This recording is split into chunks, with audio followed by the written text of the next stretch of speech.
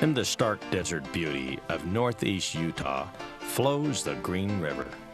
Surrounded by red cliff walls dotted by green cedar lies the crystal clear waters of this canyon paradise.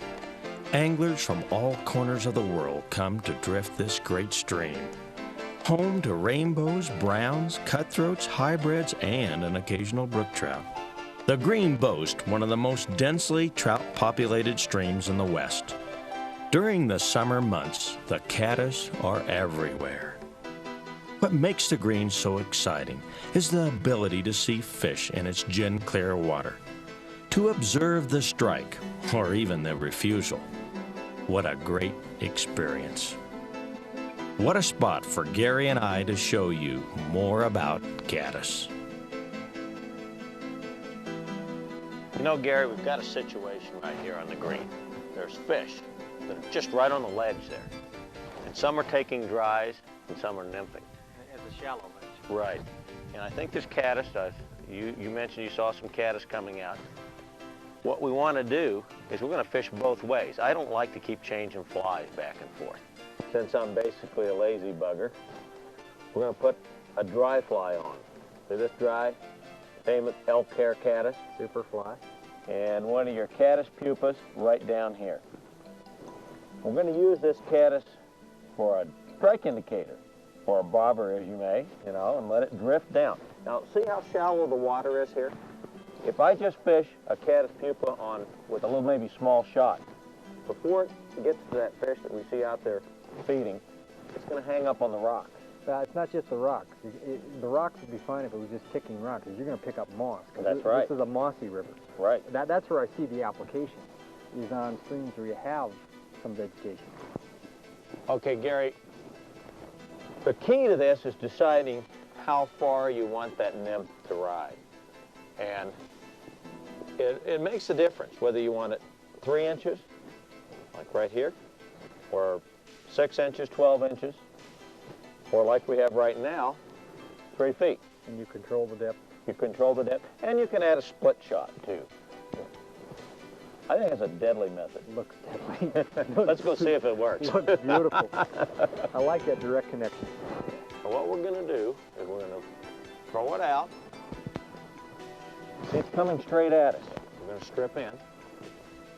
We're going to watch to see that fly go straight down. There. Now, see, no, that time it didn't. See, the current pulled it up. Okay, you had a little bit of a boil there that took it under, plus the weight of the leader. That's right. The weight of the split shot and the fly pull. Now, let's throw it out there again out where we can see it. I get awful jumpy with a nymph. Now, okay, see how that just sank? See how that just sank? Like, we'll just let it do that.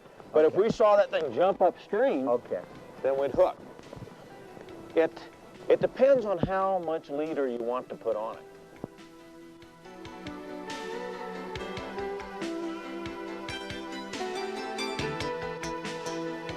all right. That was him. All right, Joe, did you see that? Beautiful. Beautiful. It just floated down, and at that time, it was just starting to pull under the fly, the dry. And I just saw it jump. Yeah. Most of the time, it'll float. And you know what I like? You see this little gravel right there in the shallow water, and you got a big fish there. If you have a weight on it, you're gonna hang your nymph up long before the nymph even gets to the fish. This way, it acts like a little bobber, like a strike indicator. It'll float the fly right in front of the fish's nose. Yeah, we'll bring this in. Not a great big rainbow, but you saw the method. Well, he's a beautiful fish. It works the best upstream, directly upstream. If you can take fish like that all day, no reason to complain. Get him in Net here is down. You lead his head over.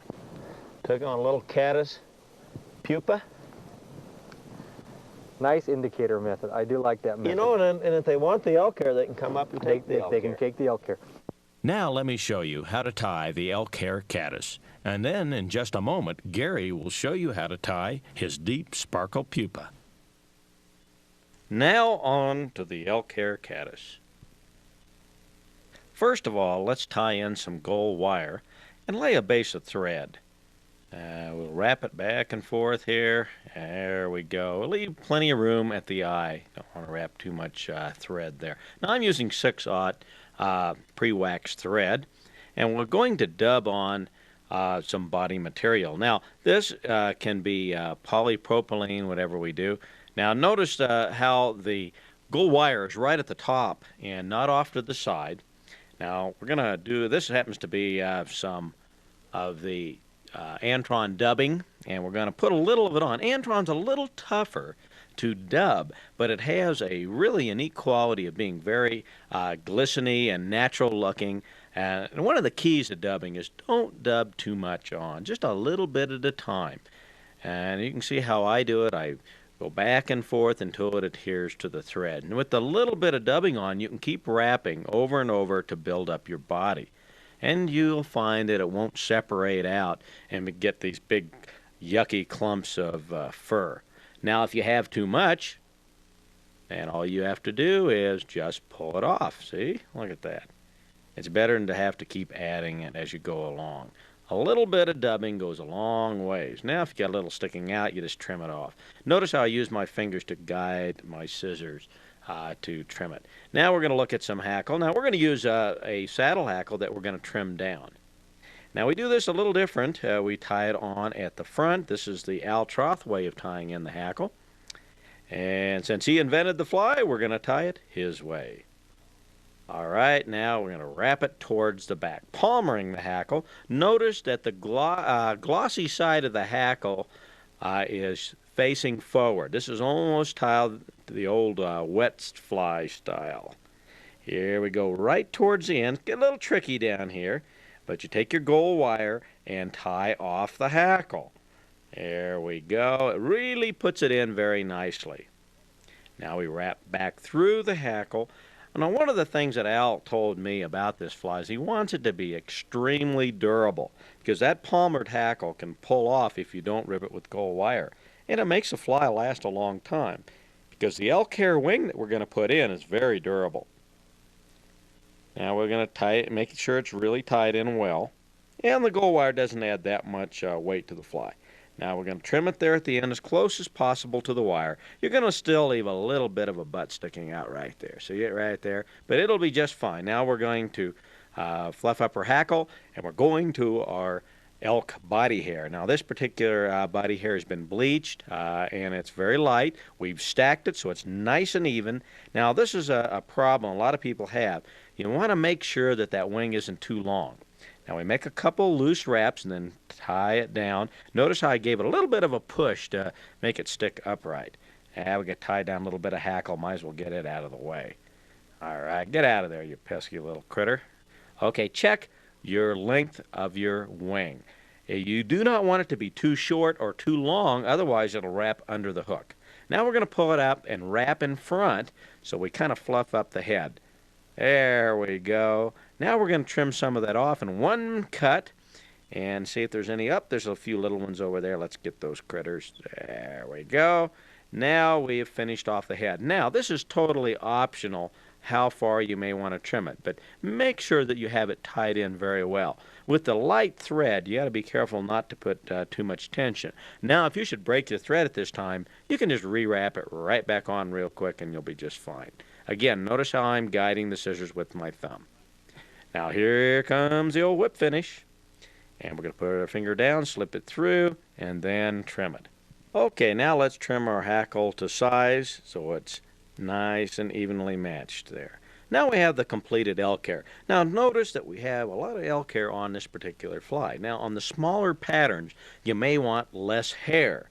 In heavy, fast water, you may want more hair so it floats higher. It's all up to you, and you can adjust for each fly. Also, you may want to change your body color. It could be olive or brown or black or whatever color, body, or what material you may want to use. Now, check out your fly before you finally put it to rest and trim off a little extra hair until you have it just the way you want it. You may find some hackles tied under, and you can use your scissor points to get rid of that. This is a very versatile fly. It can be either used dry or wet. And you can change your elk hair colors to get certain effects, either olive or black elk hair, whatever. This is probably the most popular dry fly used today. Well, let's take this fly and head up to the Beaverhead River up in Montana, right on Al's backyard.